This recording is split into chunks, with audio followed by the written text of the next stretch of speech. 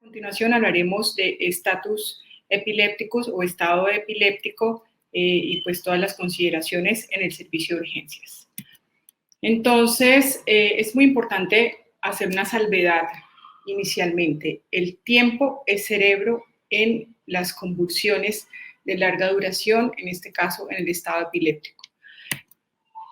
Con respecto a la definición, el estado de mal que fue acuñado por los pacientes en Francia hace muchísimos años, en 1874, básicamente lo que hacía referencia es que una crisis puede empezar y seguirse de otra, y seguirse de otra, y seguirse de otra de forma ininterrumpida, y así lo decía el doctor y psiquiatra francés Louis Florentin en 1874. Y decía, hay momentos que en cuanto una crisis termina, otra empieza, una siguiendo a la otra en sucesión, de tal forma que uno puede contar hasta 40, 60 crisis sin interrupción. Los pacientes llaman a esto estado de mal, el peligro es inminente y muchos pacientes mueren. Con respecto a los años anteriores, incluso en otros lugares y en las diferentes traducciones de medicina clínica, se acuña el término del latín status epilépticos, que pues, básicamente hace referencia al estado de la epilepsia. Y Víctor Basir, de las lecturas de medicina, unos años atrás, pues hacía referencia propiamente a este término. Después, a lo largo de los años, las diferentes asociaciones de neurología, y en este caso la Liga Internacional contra la Epilepsia, viene haciendo diferentes modificaciones en las clasificaciones y en la terminología y ajustes que se acomodan más pues, a las diferentes intervenciones y las mejoras en las intervenciones con los años. Con respecto a la definición, es muy importante tener en cuenta, de acuerdo a lo mencionado por la ILAE y por las diferentes de neurología. Es una condición ocasionada por la falla en los mecanismos de supresión de las crisis epilépticas y o el inicio de mecanismos anormales neuronales que prolongan las crisis. También se hace mención a que las crisis epilépticas de 5 o más minutos de duración o la presencia de 2 o más crisis sin recuperación de la conciencia entre una y otra hacen pues referencia al estado epiléptico.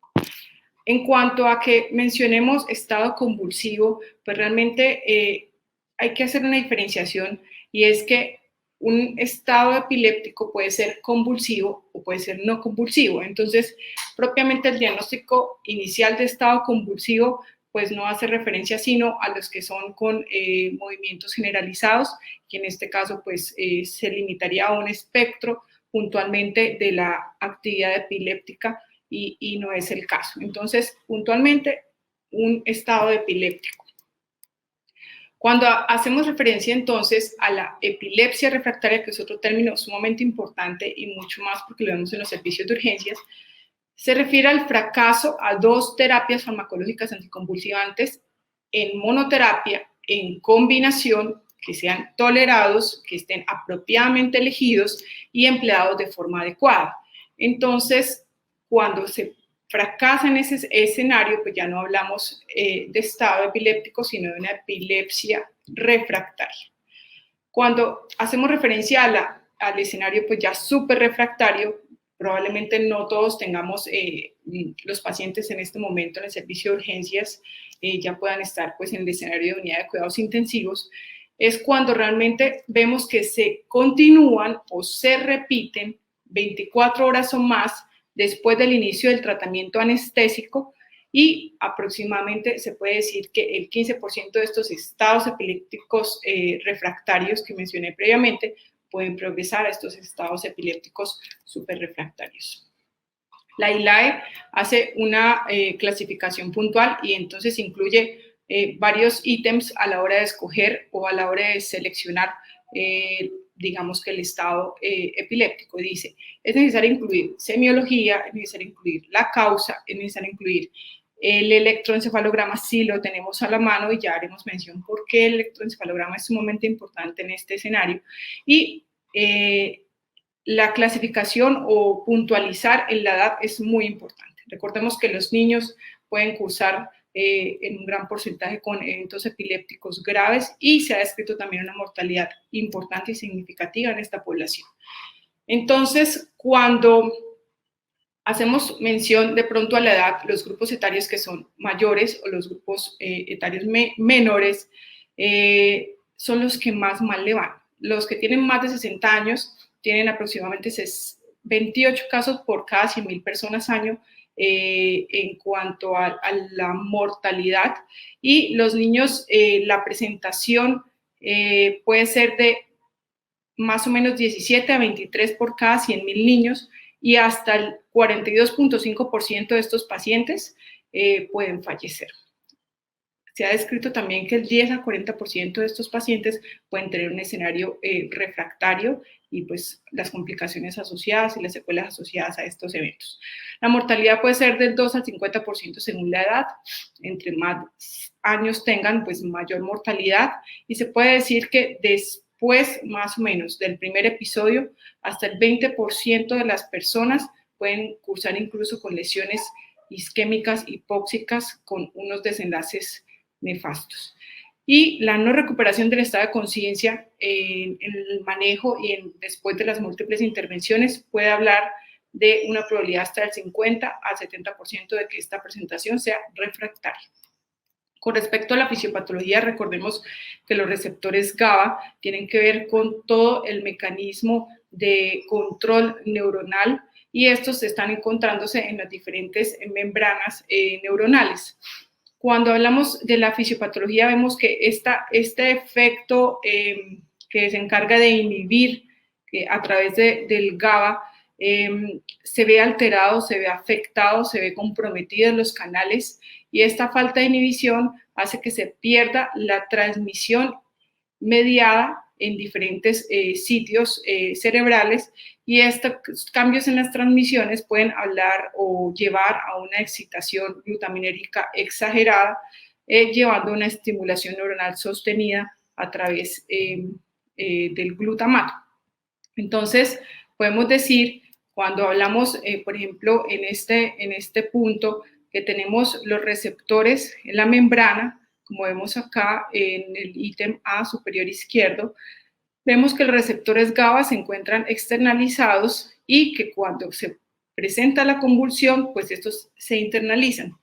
Cuando hablamos de los mecanismos de los receptores NMDA, estos se encuentran internalizados, y en el escenario de las convulsiones se externalizan. De ahí porque la utilidad en los escenarios superrefractarios o en los estados epilépticos de larga duración con respecto al uso y la posibilidad de una terapia, en este caso con la ketamina. Con respecto a las manifestaciones, la fase inicial es una fase donde se producen ciertas alteraciones a nivel de la presión arterial, a nivel de la glucosa, a nivel sanguíneo se producen alteraciones en el pH disminuyendo, y hiperlactatemia. Cuando ya va avanzando el proceso de alteración en la oxigenación producto del compromiso neuronal y de la falta de adecuada oxigenación, se produce un metabolismo cerebral alto, un flujo sanguíneo cerebral que está alterado, el suministro y el sustrato disminuyen, los mecanismos de autorregulación cerebral empiezan a fallar de forma notoria, y la hipoxia y las tan temidas H's a las que pues, les corremos continuamente empiezan a aparecer, y después de esto todos los fenómenos de arritmias, hipotermia, hipoperfusión y todos los problemas que se derivan digamos que de la hipoxia son los que hacen irreversible, los que hacen difícil el manejo y las intervenciones por la muerte celular, en este caso por la muerte neuronal. Entonces, vemos entonces que los anticonvulsivantes actúan en diferentes canales. Los objetivos de manejo van dirigidos a los diferentes canales en los que podamos inhibir o afectar esos fenómenos excitatorios que están desbordados en los estados epilépticos. Entonces, vemos cómo el canal de sodio, los canales GABA, el canal de calcio y los antagonismos de los canales de NMDA pueden manejar a través de estos diferentes medicamentos. Cuando utilizarlos, pues depende del estadiaje o del punto donde nos encontremos en el estado epiléptico. Tenemos unas condiciones médicas que es lo que nos habla de un estado epiléptico provocado. El provocado sería entonces por lesiones vasculares, por procesos infecciosos, por traumatismos, por compromiso en la parte metabólica, por compromiso en la glicemia o en los electrolitos, y esto pues lleva a que ciertas condiciones se tornen más fáciles de manejar en el escenario de urgencias porque se corrigen y pues por ende pues se corrige el problema y el evento convulsivo subsecuente. De acuerdo a estos desencadenantes, podemos describir, incluso como pueden notarlo, que el ACV, la hemorragia subaracnoidea, la hemorragia intracraneal, los traumas craneoencefálicos severos, tienen unos porcentajes no tan despreciables en cuanto a la presentación de estado epiléptico. Y la encefalopatía hipóxico-isquémica, pues es la que más compromiso y la que más alteraciones puede llevar y conllevar de pronto a unos escenarios pues mucho más difíciles y con más secuelas en estos pacientes. Cuando hablamos del enfoque inicial, la historia clínica es sumamente importante. Todos estamos abocados todo el tiempo a un paciente que ingresa al servicio de urgencias, que lo trajo el vecino, que lo trajo el acompañante, que nos vieron qué pasó, nos vieron la temporalidad, que no saben la duración, que no saben los antecedentes. Eso es como lo más frecuente y lo más difícil. Entonces, el tiempo cero transcurre desde que ingresa al servicio de urgencias y ya pues cuando tenemos el apoyo, la información adecuada, pues ya podemos, digamos que tener más herramientas para intervenir. Entonces, como vemos acá en las diferentes imágenes, hay que preguntar, bueno, se mordió la lengua, tiene control de esfínteres, cuánto tiempo duró, tienen otras comorbilidades asociadas. Importantísimo, la glucometría es sumamente importante al ingreso porque pues una vez se corrige el problema de la glicemia, inmediatamente mejora notoriamente el estado de conciencia de los pacientes y en este caso los tóxicos o pues las condiciones previas, si es enfermo renal, si tiene enfermedad inmune o si está pues embarazado. Esto es sumamente importante, es muy difícil a veces hacer un seguimiento pues a la temporalidad, pero pues inmediatamente tengamos la información, eso nos apoyará en la toma de las conductas. Hay diferentes modificaciones que se han hecho a lo largo del tiempo. La Sociedad de Cuidado Crítico en 2012 hacía una temporalidad y por excelencia conocemos que las benzodiazepinas son la primera línea, en la primera fase del manejo, y después vienen los siguientes medicamentos que se han venido incluyendo y a los cuales se le han hecho múltiples estudios comparativos para ver eficacia.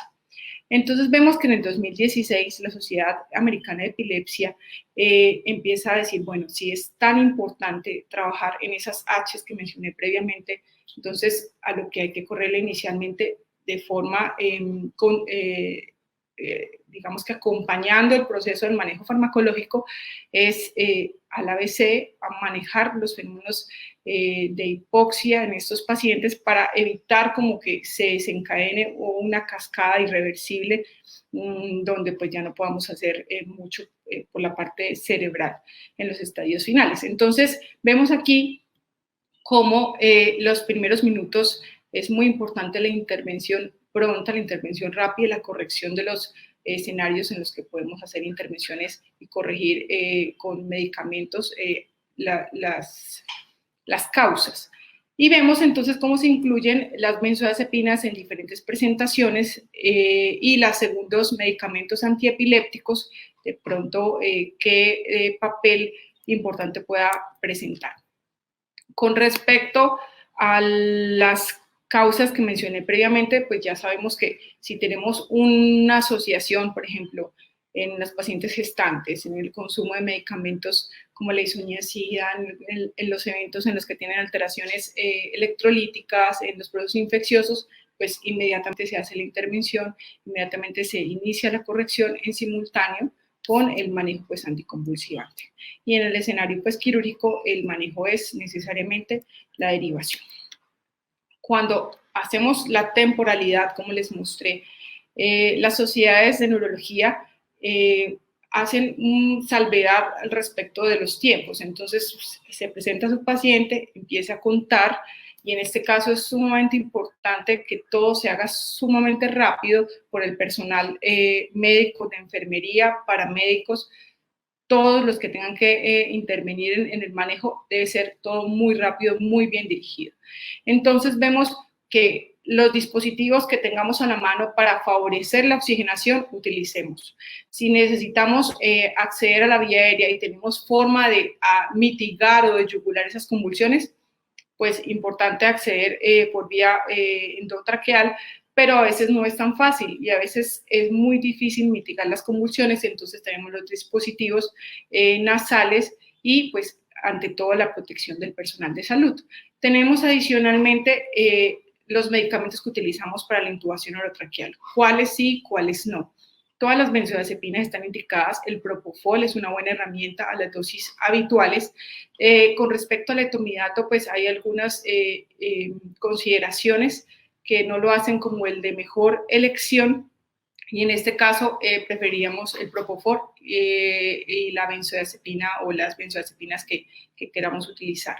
Con respecto a los relajantes, en este caso es muy importante tener en cuenta que en estos pacientes usualmente hay hipercalemia o hay rhabdomiolisis, y esto puede ser o complicar a futuro la condición del paciente. Sin embargo, si utilizamos relajantes, por ejemplo, como los no despolarizantes, estos pueden durar entre 30 y 45 minutos.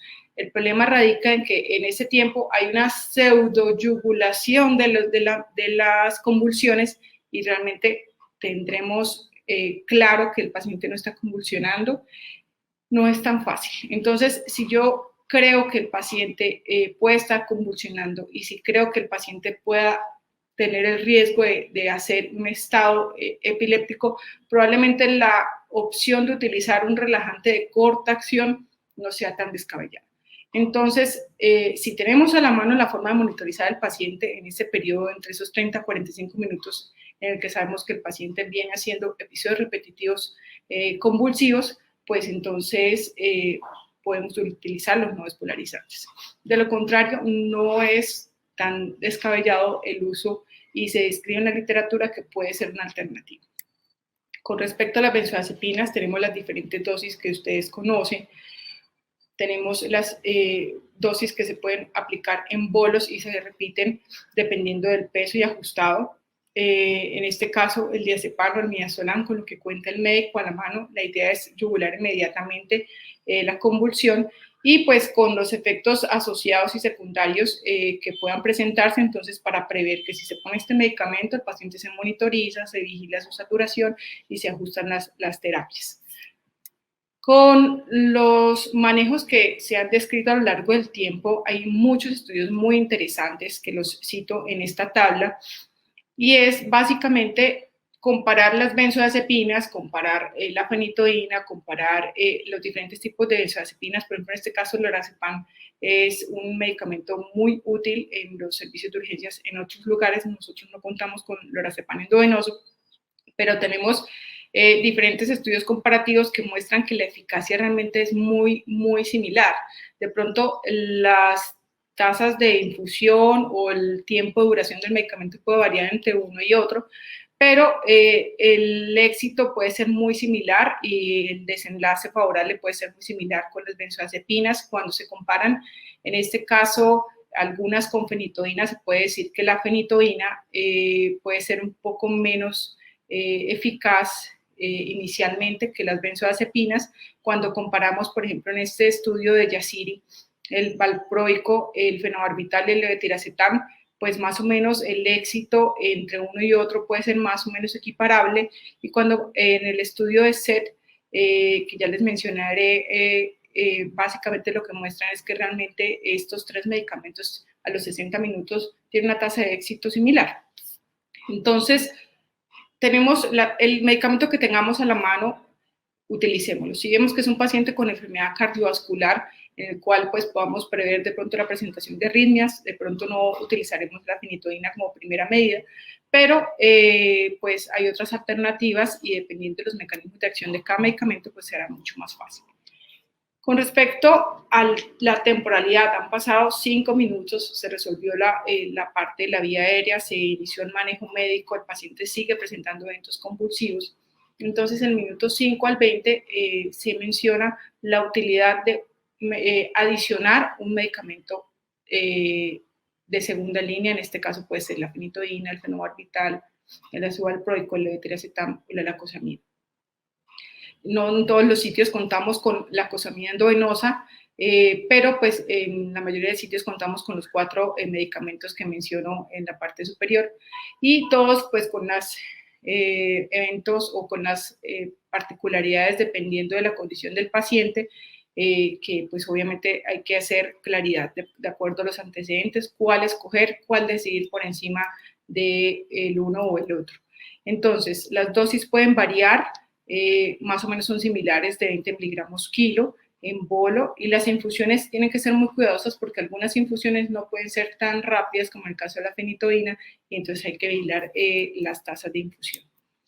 Aquí en el estudio de SET que les mencioné previamente, cuando comparan estos 3 medicamentos, levetiracetam, fosfenitoína, que es un medicamento que se utiliza en otros sitios, nosotros no lo tenemos, pero pues hacemos un ajuste de dosis con la fenitoína o el ácido valproico. Estos medicamentos mostraron que a los 60 minutos la tasa de éxito es muy equivalente, y mostraron que la mejoría en las convulsiones pues es muy similar, y se estima que entonces usar un segundo medicamento, adicionar un segundo medicamento en estos escenarios es bastante útil.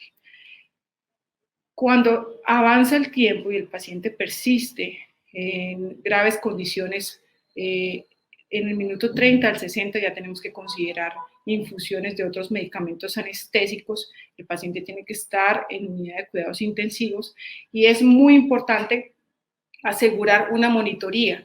Hay muchos pacientes que probablemente puedan no cursar con movimientos tónico-crónicos generalizados, pero hay otros en los que no se presentan estos cuadros, y efectivamente el paciente puede persistir en las convulsiones. Las dosis que menciono acá en este momento son dosis ajustadas. Es muy importante vigilar. Todos conocemos las presentaciones del síndrome de infusión de propofol, que pueden cursar con cambios en los movimientos, y esto pues no nos puede sesgar o puede sesgar el diagnóstico de un nuevo evento convulsivo.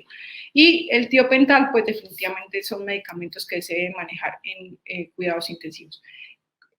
Nosotros a veces no tenemos un acceso tan rápido en los servicios de urgencias a las unidades de cuidados intensivos, entonces esta terapia se debe iniciar, y conjuntamente con los medicamentos de segunda línea de hacerse el seguimiento farmacológico y la consecución del monitoreo electroencefalográfico en estos pacientes.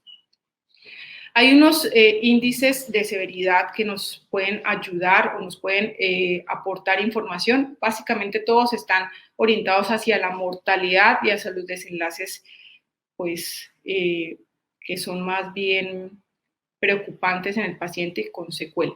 En este caso, se incluyen, como pueden notar, el nivel de conciencia en el servicio de urgencias, el tipo de convulsión es muy importante, la edad, entre más edad, más complicaciones, la historia previa de epilepsia. Si tienen más de 3 puntos, pues realmente el desenlace y la mortalidad y los desenlaces son realmente desfavorables. Hay otros índices que utilizamos, que en este caso es el EMSE, y habla de la mortalidad, incluye muchos más ítems, mucho más asociación, en este caso, a las comorbilidades y a las enfermedades de base, y es muy importante en este caso la edad y otros ítems que se incluyen ahí, como si cursan con enfermedad hepática, si cursan con compromiso de la focalización, entonces hacen una sumatoria, y a mayor pues puntaje, mayor mortalidad. Cuando hacemos mención del electroencefalograma, idealmente estos pacientes a la hora deben estar monitorizados. O sea, este paciente se intuba, se inicia medicación, se le hace la infusión de los diferentes medicamentos anestésicos, se vigila la presentación de los eventos convulsivos y no convulsivos de diferentes maneras, y sería lo ideal conseguir estos dispositivos y vigilar el comportamiento y pues estar de la mano del grupo multidisciplinario, en este caso cuidados intensivos, neurología y emergencias. Desde los 30 minutos y después de los 60 minutos idealmente debe haber una monitoría. Cuando hablamos de refractariedad, ahí mencionamos la ketamina como otra opción terapéutica, como les mencionaba previamente. Al cambiar estos receptores NMDA, se ha probado que puede ser relativamente útil, es una alternativa farmacológica después de que las otras no han funcionado. Se han mencionado también dosis altas, muy altas de fenobarbital y múltiples combinaciones, entonces que se adiciona uno y otro anticonvulsivante para actuar en diferentes vías de acuerdo a los receptores. Ya pasados el tiempo y las horas, ya las otras alternativas que han descrito alguna mejoría y algunos beneficios, pues ya se salen del escenario de urgencias. En este caso, pues se las menciono. Con respecto a las consideraciones especiales, esto es lo que vemos a menudo. Los pacientes con cáncer, los pacientes con enfermedades autoinmunes, los pacientes con enfermedad renal crónica, estos pacientes a la hora de escoger una segunda terapia es muy importante que decidamos con cuál medicamento nos vamos a quedar de forma inicial y cuáles pueden ser no tan benéficos en ellos. Los pacientes con cáncer tienen una interacción importante con múltiples medicamentos. Aumentan el metabolismo de los corticoides, interactúan con inmunosupresores, también interactúa con el tiopental, en este caso para tenerlo en cuenta, y con otros medicamentos antagonistas de la pirimidina. El fenobarbital igualmente actúa aumentando el metabolismo de la metilprednisolona, el ácido valproico disminuye los niveles de cisplatino y básicamente el levetiracetam compite con el metotrexate por la excreción tubular. Entonces, en esos pacientes, si bien no significa que no se utilice el levetiracetam, tienen que ajustarse la terapia y tienen que adaptar de acuerdo pues al consumo previo de medicamentos para evitar las interacciones farmacológicas. En el VIH, la fenitoína reduce los niveles de lopinavir y de ritonavir y el ácido valproico puede aumentar los niveles de sidobudina. Entonces, idealmente en estos pacientes, de acuerdo a lo que están consumiendo, ajustar estas terapias. Y con respecto a la enfermedad renal crónica, es muy importante ajustar la dosis. ¿Por qué? Porque la fenitoína, el ácido valproico, las benzodiazepinas, el levetiracetam, la lacosamida, tienen que ajustarse de acuerdo a las tasas de filtración documentadas en los pacientes. Estos pacientes usualmente van de la mano de afectación en otros sistemas producto de las mismas complicaciones asociadas a la hipoxia y a la hipoxemia. Entonces, pues el seguimiento paulatino de los controles paraclínicos es muy importante. Ahora bien, con respecto a las consideraciones finales, quiero hacer mención de tres cosas muy importantes. Primero, la intervención pronta, y se habla de que si nosotros intervenimos antes de los 10 minutos farmacológicamente a un paciente, los desenlaces de mortalidad son notoriamente afectados a la mejoría. Es decir, si tan pronto llega nuestro paciente y esos primeros 10 minutos hay un adecuado acceso a la vía aérea, hay un adecuado manejo anticonvulsivante, hay unos ajustes y cese de los eventos convulsivos. En este caso, esos pacientes tienen una tasa de éxito y un desenlace mucho más favorable. Estos eventos, la hipoxia, la hipoglicemia, la hipotensión, la hipertermia, realmente son muy proclives a producir lesiones cerebrales significativas. Y con respecto a la eficacia en la detención de las convulsiones, se ha visto que pacientes que persisten convulsionando por encima de los 60 minutos, los desenlaces y las complicaciones son muy, muy altas. La politerapia temprana, hay múltiples estudios que dicen y comparan el uso de varios medicamentos y mencionan, digamos, que la eficacia en estos escenarios.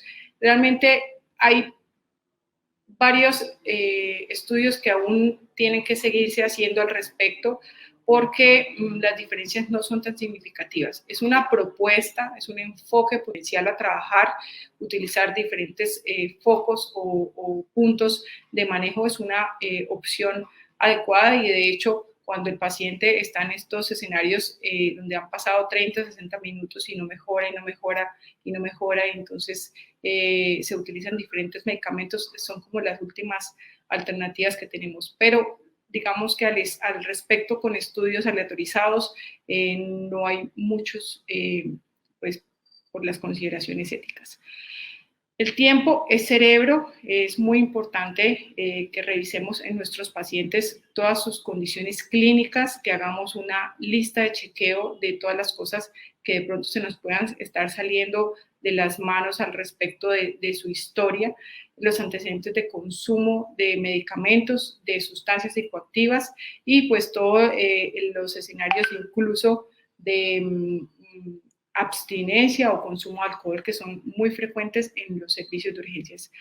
Estaré atenta a las preguntas que ustedes tengan al respecto. Muchas gracias por la invitación.